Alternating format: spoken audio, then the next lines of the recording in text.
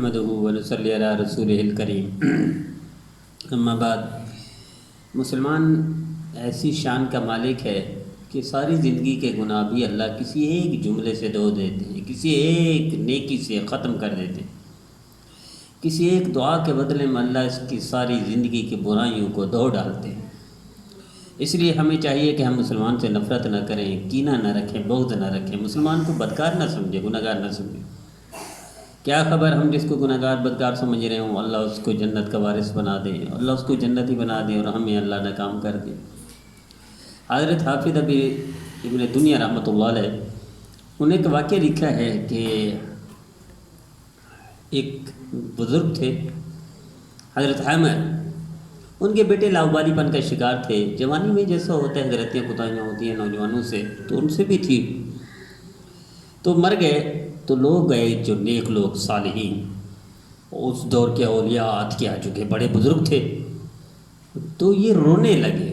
تو سارے بزرگوں نے کہا حضرت آپ تو اللہ والے، آپ اللہ کے مقربین میں سے ہیں، اللہ کا قرب حاصل ہے، تعلق حاصل ہے، آپ رونا بچے کے لیے؟ تو فرمایا میں اس لیے نہیں رو رہا کہ مر گیا ہے، میں اس لیے رو رہا ہوں کہ زندگی اچھی نہیں گزری، زندگی نافرمانی کی گزار کے گیا ہے، میں اس لیے رو رہا ہوں کہ ناکام مر گیا۔ اللہ تعالیٰ نے کچھ دنوں کے بعد 3 4 5 دنوں کے بعد خواب میں دکھایا، پوچھا بیٹا کیا حال ہے؟ ما فعل اللہ بک، تو انہوں نے کہا بجان انہوں نے خود دیکھا، حافظ ابن ابی دنیا رحمۃ اللہ علیہ فرماتے ہیں، یا کسی ان کے ہم سے بزرگ نے دیکھا۔ پوچھا بیٹا کیا حال ہے؟ تو انہوں نے فرمایا کہ میں، آپ کو تو پتہ ہے میری جوانی ایسی تھی، نافرمانی میں گزری، لیکن ایک دن میں جا رہا تھا تو اذان نہیں میرے کانوں تک، تو اذان کے جواب میں مؤذن نے جب کہا اشہد ان لا الہ الا اللہ، تو میں نے بھی کہہ دیا اشہد ان لا الہ الا اللہ۔ اور جب مؤذن نے کہا اشہد ان محمد رسول اللہ، تو میں نے بھی کہا اشہد ان محمد رسول اللہ۔ اللہ تعالیٰ نے میری زندگی بھر کی نافرمانیاں گناہوں کو معاف کر دیا، اس کلمے کی بدولت سے کلمہ قبول کر لیا اللہ۔ میرے دیدو، جب اتنی بڑی زندگی کے گناہ سارے اللہ دھو ڈالتے ہیں ایک جملے کی بنیاد پر، تو اس مسلمان سے ہم نفرت کریں، یہ ہماری غلطی ہے، کوتاہی ہے، آئیے ہم توبہ کر لیں۔ کبھی کسی مسلمان کو بدکار نہ سمجھیں، گناہ گار نہ سمجھیں، اور اپنے آپ کو پرہیزگار نہ سمجھیں۔